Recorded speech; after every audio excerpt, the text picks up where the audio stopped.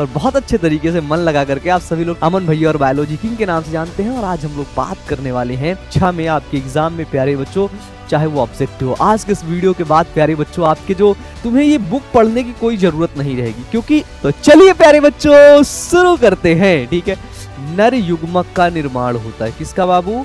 कि जो नर जनन तंत्र है, ठीक है, मेल रिप्रोडक्टिव सिस्टम जो है। सो हेलो बच्चों, नमस्कार, कैसे हो आप लोग और कैसी चल रही है आपकी पढ़ाई? मुझे उम्मीद है आप सभी लोग बहुत अच्छे होंगे, बेहतर होंगे, स्वस्थ होंगे और बहुत अच्छे तरीके से मन लगा करके आप सभी लोग टाइम टू टाइम पढ़ते रहते हो। तो प्यारे बच्चों, हमारा नाम अमन है और आप प्यार से अमन भैया और बायोलॉजी किंग के नाम से जानते हैं। और आज हम लोग बात करने वाले हैं, आज की जो चर्चा का विषय है वो है प्यारे बच्चों नर जनन तंत्र। और नर जनन तंत्र से हमेशा प्यारे बच्चों आपकी परीक्षा में, आपके एग्जाम में प्यारे बच्चों लगातार सवाल पूछे जाते, चाहे वो सब्जेक्टिव क्वेश्चन हो चाहे वो ऑब्जेक्टिव हो। आज के इस वीडियो के बाद प्यारे बच्चों आपके जो सब्जेक्टिव और ऑब्जेक्टिव है ना, वो दोनों क्लियर हो जाएंगे। दोनों लिखने की बारी आएगी तो आप इतने बेहतरीन और शानदार तरीके से तुमको समझा दूंगा कि तुम लिख लोगे और तुम्हें ये बुक पढ़ने की कोई जरूरत नहीं रहेगी, क्योंकि ऐसे समझा दूंगा ना कॉन्सेप्ट तुम्हारे बुक के अंदर, तुम्हारे दिमाग के अंदर ही पूरी बुक शिफ्ट हो जाएगी, तुम्हारे ब्रेन के अंदर ही पूरी बुक क्या हो जाएगी? शिफ्ट हो जाएगी। ठीक है भाई, तो चलिए प्यारे बच्चों शुरू करते हैं। ठीक है, जब भी हम प्यारे बच्चों मेल रिप्रोडक्टिव सिस्टम यानी कि नर जनन तंत्र की बात करते हैं तो सबसे पहले ये पता करते हैं कि जो नर जनन तंत्र है, ठीक है, मेल रिप्रोडक्टिव सिस्टम जो है, इसका प्यारे बच्चों नर का मुख्य जनन अंग कौन है? अब तुम बोलोगे भैया ये मुख्य जनन अंग क्या होता है? ठीक है, मुख्य जनन अंग क्या होता है? तो देखो, चाहे नर हो चाहे मादा हो, दोनों का मुख्य जनन अंग होता है। और मुख्य जनन प्यारे बच्चों वो होता है जहां पर प्यारे बच्चों नर युग्मक का निर्माण होता है। किसका बाबू? नर युग्मक, मेल गैमीट। अब तुम मुझे बताओ मेल गैमीट क्या होता है? तो नर युग्मक होता है प्यारे बच्चों क्या? वो होता है शुक्राणु। किसका निर्माण होता है? तो नर युग्मक शुक्राणु यानी कि स्पर्म का निर्माण होता है। किसका निर्माण होता है बाबू? तो मेल गैमीट स्पर्म का निर्माण होता है। ठीक है, जो शुक्राणु होता है, अगर शुक्राणु के बारे में थोड़ा सा यहीं पे बता दूं तो शुक्राणु प्यारे बच्चों ऐसा क्या होता है? गतिशील होता है ना। दो चीज इसके बारे में पता चलती, गतिशील होता है और आपका अगुणित होता है यानी कि हैप्लॉइड होता है। कैसा होता है? मोटाइल होता है और कैसा होता है? और आपका हैप्लॉइड होता है यानी कि अगुणित होता है। ठीक है, कैसा होता है? मोटाइल यानी कि गतिशील, अगुणित मतलब प्यारे बच्चों क्या होता है? हैप्लॉइड होता है। ठीक है, अब अगर नर का, अब ये जो शुक्राणु है ये बन कहां पर रहा है? ठीक है, तो नर के उदर गुहा के बाहर, शरीर के बाहर लटके हुए प्यारे बच्चों एक थैली नुमा संरचना, ध्यान से देखना, ये देखो एक ये थैली नुमा संरचना ऐसे बाहर लटक रही होती है। और इसी के अंदर ही प्यारे बच्चों क्या होते हैं? इसी के अंदर ही प्यारे बच्चों होते हैं क्या? आपके वृषण। क्या होते हैं? ये है प्यारे बच्चों क्या? आपका वृषण, जिसको बोलते हैं क्या? टेस्टिस। बात आती है भैया ये टेस्टिस है, लेकिन इस टेस्टिस किसके अंदर बंद है? एक थैलीनुमा संरचना के अंदर बंद है, जिसके अंदर प्यारे बच्चों ये बंद रहते हैं। क्या रहते हैं? जिसके अंदर ये वृषण बंद रहते हैं उनको बोलते हैं बाबू क्या? उनको बोलते हैं क्या? वृषण कोश। क्या बोलते हैं? उनको बोलते हैं वृषण कोश यानी कि स्क्रूटम। क्या बोलते हैं? स्क्रूटम। ध्यान से समझना, वृषण मुख्य जनन अंग होते हैं, है ना, या फिर इसको कह सकते हैं क्या? प्राथमिक जनन अंग होता है नर का, है ना। नर का प्राथमिक जनन अंग कौन होता है? प्राथमिक, है ना, जनन अंग कौन होता है? तो भैया प्राथमिक जनन अंग होता है वृषण। MCQ number 1। एमसीक्यू नंबर दूसरा, नर युग्मक कौन होता है? शुक्राणु। एमसीक्यू 2 यहां से पूछ लेगा नर युग्मक कौन सा होता है। ठीक है, वृषण से, किससे? वृषण से, है ना, नर युग्मक शुक्राणु बनने की क्रिया को बोलते हैं क्या? शुक्राणु जनन। क्या बोलते हैं? शुक्राणु जनन यानी कि स्पर्मेटोजेनेसिस। क्या बोलते हैं इसको? इसको बोलते हैं स्पर्मेटोजेनेसिस यानी कि शुक्राणु जनन। तीसरा एमसीक्यू। चौथा एमसीक्यू, शुक्राणु गतिशील होता है या नहीं? होता है। पांचवा एमसीक्यू, शुक्राणु कैसा होता है? वो होता है अगुणित यानी कि इसमें गुणसूत्रों की संख्या क्या होती है? आधी रहती है। ठीक है, वृषण किस थैली के अंदर बंद रहता है? ठीक है, नेक्स्ट एमसीक्यू, वृषण कोश। ठीक है, अब यहां सब्जेक्टिव क्वेश्चन प्यारे बच्चों, डायरेक्ट आपका जो सब्जेक्टिव क्वेश्चन आता है वो ये आएगा, नर जनन तंत्र क्या है ना, संरचना सहित वर्णन करो, संरचना सहित वर्णन करो, ये क्वेश्चन आता है भाई। ठीक है, तो आप तो सबसे पहले ही लिखेंगे कि नर का प्राथमिक जनन अंग वृषण होता है, वृषण के अंदर नर युग्मक शुक्राणु का निर्माण होता है, सब लिखना शुरू कर देंगे भैया, है ना। दूसरा सवाल यहाँ पे ये आता है, एक सब्जेक्टिव और पूछा जाता है, देखो कैसे सवाल आपके घुमाता है, टॉपिक वही है, पूछा जाएगा वृषण क्या है, इसकी कार्यविधि, इसकी संरचना के बारे में बताओ। इस टेस्टिस के बारे में पूछ रहा है, ये प्यारे बच्चों क्या है, ये जो टेस्टिस है इसी के बारे में पूछ रहा है। समझ रहे हो, समझ रहे हो भाई क्या कह रहा है, बताओ समझ रहे हो क्या कह रहा है ना। इस टेस्टिस के बारे में, इस वृषण के बारे में प्यारे बच्चों पूछ रहा है। ठीक है, तो कितनी खतरनाक चीजें हैं भाई, क्या कहते हो, कितनी खतरनाक चीजें हैं। ठीक है, तो हमने क्या देखा कि नर का प्राथमिक जननांग क्या होता है, तो नर का प्राथमिक जननांग वृषण होता है, नर युग्मक क्या होता है, मेल गैमीट क्या होता है, शुक्राणु होता है, और वृषण से शुक्राणु बनने की क्रिया क्या कहलाती है, शुक्राणु जनन कहलाती है। अब बात आती है भैया, ये वृषण कोष जो है जिसको बोलते हैं क्या, स्क्रूटम, ये शरीर के बाहर थैलीनुमा संरचना में लटका हुआ क्यों होता है। क्योंकि प्यारे बच्चों आपको बताऊं कि बॉडी के टेम्परेचर से 2 से 3 डिग्री, कितना, बॉडी के टेम्परेचर से 2 से 3 डिग्री सेल्सियस टेम्परेचर क्या चाहिए, कम चाहिए, लेस टेम्परेचर में ही प्यारे बच्चों ये शुक्राणु जनन की क्रिया होती है। ठीक है, इसलिए वो शरीर से बाहर क्या हुए होते हैं प्यारे बच्चों, लटके हुए होते हैं।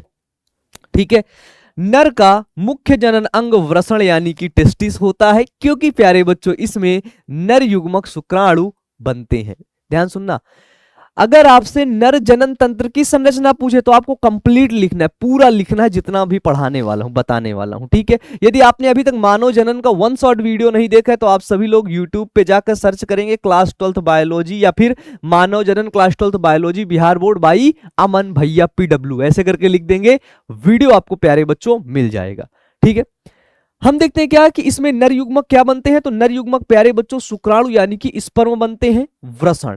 यहां से एक सब्जेक्टिव क्वेश्चन भी आपसे पूछा जा सकता है।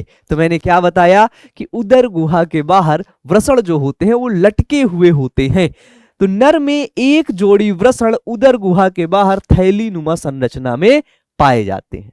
कितने जोड़ी, एक जोड़ी, कहां पर, उदर गुहा के बाहर, कहां पर प्यारे बच्चों, उदर गुहा के बाहर थैलीनुमा संरचना में ये प्यारे बच्चों पाए जाते हैं, जिसे वृषण कोष यानी कि स्क्रूटम कहते हैं।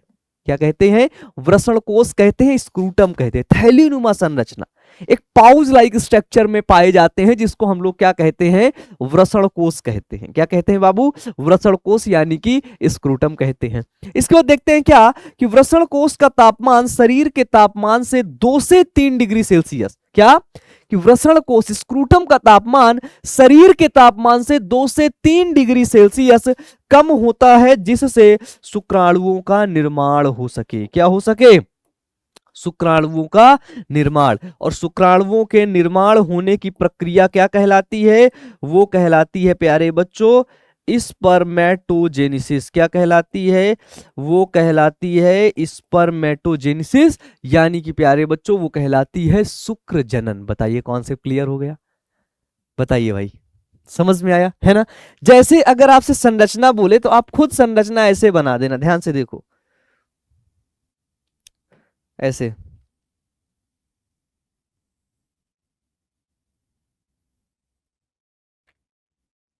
है ना। अब यहां पर प्यारे बच्चों इस जगह पर यहां पर क्या पाया गया, यहां पे पाया गया आपका, मान लेते हैं वृषण। ठीक है, अब ये वृषण यहां से आगे जा रहा है और यहां पे हमको देखने को मिल रहा है क्या, ठीक है,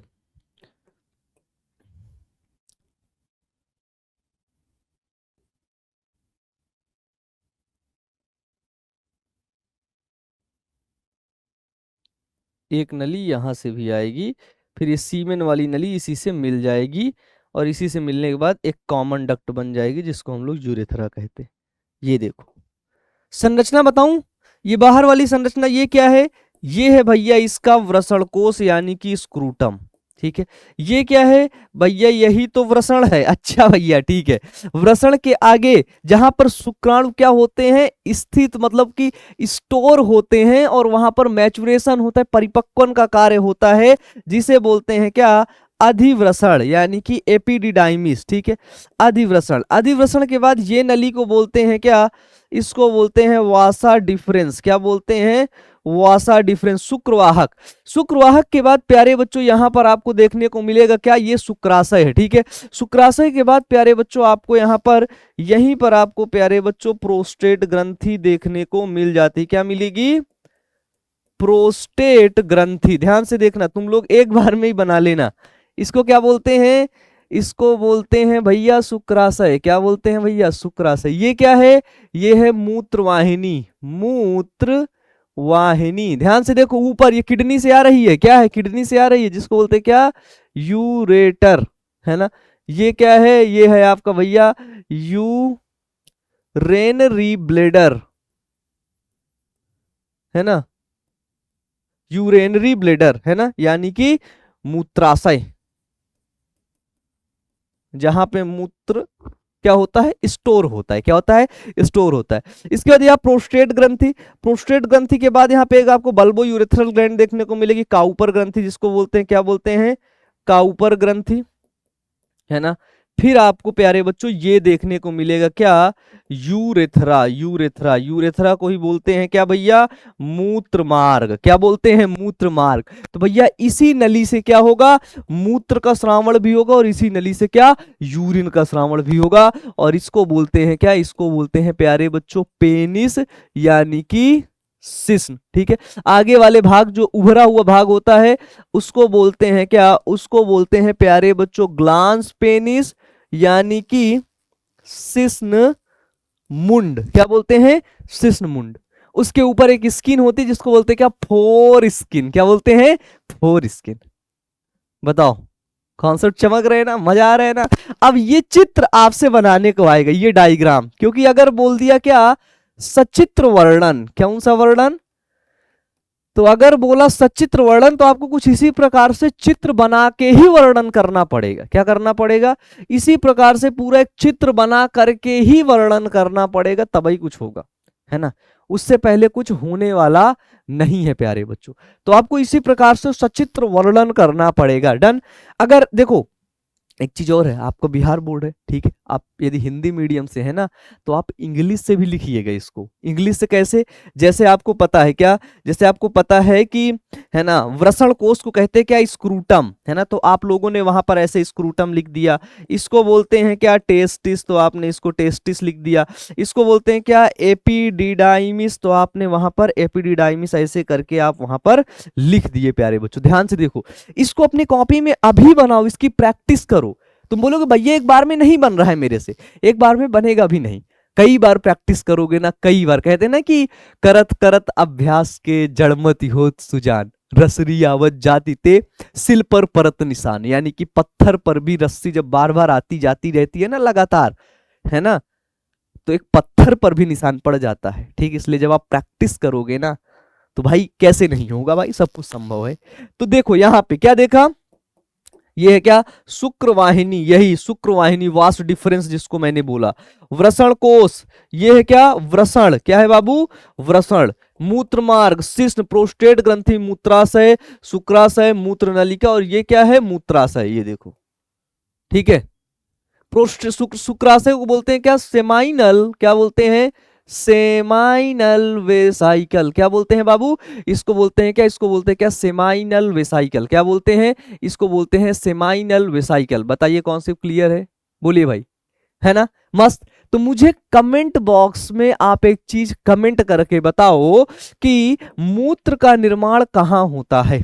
ठीक है, मूत्र का निर्माण कहाँ होता है, उस ऑर्गन का नाम लिखना, और उसके नीचे कुछ मोटिवेशनल लाइन लिखना, और मोटिवेशनल लाइन लिख के प्यारे बच्चों नीचे पावर ऑफ अमन भैया जरूर लिखना। ठीक है, पावर ऑफ अमन भैया बायोलॉजी किंग जरूर लिखना कमेंट बॉक्स में। ठीक है, मेरे को बताना। डन, डन भाई। चलो फिर ये चित्र बन गए, देखो समझ में आया, मजा आया देख के, इसको बताओ। है ना सिंपल, एकदम सिंपल है भैया, क्या है, एकदम सिंपल है। अब मैं बात करूं यदि कि ये जो टेस्टिस है वृषण है, अब देखो बिल्कुल एक सिंपल सा कॉन्सेप्ट मैं तुमको समझा दूंगा। कौन सा कॉन्सेप्ट है ये, कि मान लेते हैं ये टेस्टिस है, ध्यान सुनना, ये टेस्टिस, तो इस टेस्टिस के अंदर प्यारे बच्चों लगभग लगभग 250 चेम्बर ऐसे करके पाए जाते हैं, और इस चेम्बर को बोलते हैं क्या, इस चेम्बर को बोलते हैं प्यारे बच्चों टेस्टिकुलर, क्या बोलते हैं,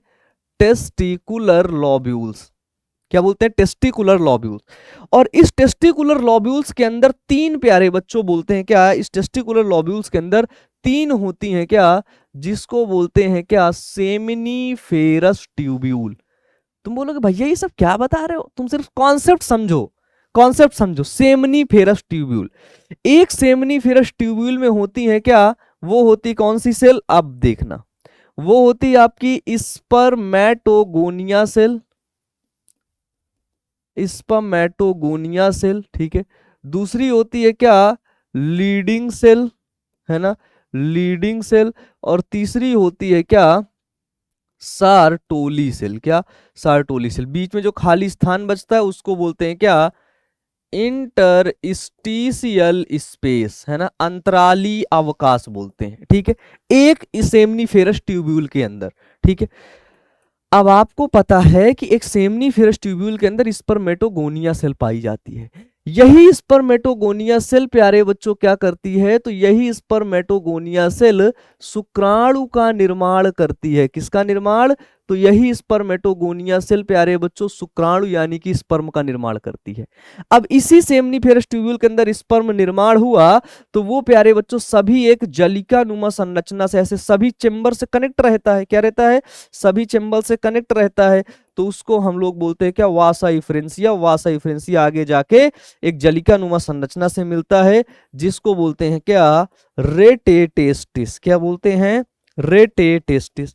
रेटेटेस्टिस कहां पर खुलता है, तो रेटेटेस्टिस प्यारे बच्चों खुलता है कहां पर, आगे जाकर अधिवृषण में, अधिवृषण, जिसको बोलते हैं क्या, एपिडिडाइमिस, ठीक है। तो सवाल आएगा क्या, किस कोशिका से शुक्राणु का निर्माण होता है, तो स्पर्मेटोगोनिया सेल से शुक्राणु का निर्माण होता है। इस अधिवृषण से प्यारे बच्चों एक नली होती है जिसको क्या बोलते हैं, शुक्रवाहिनी यानी कि वासा डिफरेंस, है ना, यहां पर वासा इफ्रेंसिया पाई जाती, क्या, वासा इफ्रेंसिया, ठीक है। अब ये वास डिफरेंस आगे जाके प्यारे बच्चों कहां पर खुलेगा, इसको मिलती हैं ग्लैंड, कौन सी, तीन ग्लैंड होती हैं, एक है क्या, सेमाइनल वेसाइकल शुक्राशय, उसके आगे मिलेगी क्या, प्रोस्टेट ग्लैंड, है ना, प्रोस्टेट ग्लैंड। और प्रोस्टेट ग्लैंड के जस्ट आगे प्यारे बच्चों आपको मिलेगी क्या, है ना, बल्बो, बल्बो, है ना, यूरेथ्रल ग्लैंड, ठीक है, बल्बो यूरेथ्रल ग्लैंड, फिर आगे वो जाके सीधे यूरेथ्रा से होके पेनिस में खुलेगा। देखो भाई, है ना, कॉन्सेप्ट ऐसे समझे जाते हैं, है ना, कॉन्सेप्ट ऐसे समझे जाते हैं कि पूरा स्टेप बाय स्टेप याद रहे। क्या देखा, टेस्टिकुलर लॉब्यूल देखा, उसके अंदर सेमनीफेरस ट्यूब्यूल देखा, सेमनीफेरस ट्यूब्यूल के अंदर ये सारी चीजें, और इसके अंदर छोटी छोटी क्या होती हैं, ब्लड वेसल्स भी होती हैं, ठीक है, ब्लड वेसल्स छोटी छोटी, है ना, रक्त केशिकाएं भी होती हैं क्योंकि ब्लड भी चाहिए, ठीक है, वो सब भी प्यारे बच्चों होती है। फिर इसके बाद ये शुक्राणु का, है ना, संग्रहण, संग्रहण और परिपक्वन, क्या, तो स्टोरेज एंड मैचुरेशन प्यारे बच्चों कहां होता है, तो स्टोरेज एंड मैचुरेशन एपिडिडाइमस यानी कि प्यारे बच्चों अधिवृषण में होता है। कहां पर, स्टोरेज और मैचुरेशन प्यारे बच्चों एपिडिडाइमस यानी कि प्यारे बच्चों अधिवृषण में होता है, ठीक है। तो अगर मैं आपसे बोलूं क्या, कि प्रत्येक वृषण में लगभग 250 कक्ष होते हैं जिन्हें वृषण पालिका यानी कि टेस्टिकुलर लॉब्यूल कहते हैं, ठीक है। इन्हीं के अंदर, वृषण पालिका के अंदर 1 से लेकर 3 शुक्रजनक नलिकाएं, जिसको क्या बोलते हैं, जिसको बोलते हैं क्या, सेमनीफेरस, है ना, सेमनीफेरस ट्यूब्यूल्स होती हैं जो शुक्राणु का निर्माण करती हैं, ठीक है। क्योंकि प्यारे बच्चों प्रत्येक शुक्रजनक नलिका सेमनीफेरस ट्यूब्यूल का भीतरी भाग 2 प्रकार की कोशिकाओं से स्तरित होता है। है ना, उसमें 2 प्रकार की कोशिकाएं होती हैं, जिसे स्पर्मेटोगोनिया सेल यानी कि नर जन्म कोशिकाएं, जो अर्धसूत्री विभाजन के फलस्वरूप शुक्राणुओं का निर्माण करती हैं भैया। अर्धसूत्री विभाजन जिसको क्या बोलते हैं भैया, मियोसिस डिवीजन। ठीक है, तो मियोसिस डिवीजन के फलस्वरूप शुक्राणु का निर्माण करते हैं और सार्टोली कोशिकाएं इसको पोषण प्रदान करती हैं। क्वेश्चन MCQ, कौन सी कोशिकाएं शुक्राणुओं को पोषण प्रदान करती हैं? तो सार्टोली कोशिका प्यारे बच्चों शुक्राणु को क्या करेगी, पोषण प्रदान करने का काम करेगी, याद रखना। नर जन्म कोशिका स्पर्मेटोगोनिया सेल से शुक्राणु बनेगा और सार्टोली कोशिका उसको खाना पीना देने का काम करेगी। क्या करेगी, खाना पीना देने का काम करेगी भाई। ठीक है, जैसे ये यहाँ पे आपने देखा, क्या देखा कि यहाँ पर देखो एक कलेक्टिंग डक्ट देखने को मिली, फाइब्रस कोट देखने को मिला, यहाँ पर ये देखो सेमनीफेरस ट्यूब्यूल। ठीक है, ये सेमनीफेरस ट्यूब्यूल, ये है आपका एपिडिडाइमस जिसको बोलते हैं क्या, अधिवृषण। अधिवृषण के बाद ये है शुक्रवाहिनी वासा डिफरेंस। ठीक है, वास डिफरेंस, डन। हम देखते हैं प्यारे बच्चों, क्या हम देखते हैं कि शुक्रजनक नलिका के बीच बीच में अंतराली अवकाश यानी कि प्यारे बच्चों इंटरस्टिशियल स्पेस होता है। इसमें छोटी छोटी रुधिर वाहिकाएं और अंतराली कोशिकाएं इंटरस्टिशियल सेल या फिर लीडिंग कोशिकाएं होती हैं। अब भैया इसके अंदर खून तो आ गया चलता है, लेकिन अंतराली कोशिकाएं जो है, लीडिंग सेल जो है, इनका काम क्या होता है? ठीक है, तो लीडिंग कोशिकाएं नर हार्मोन एंड्रोजन स्रावित करती हैं।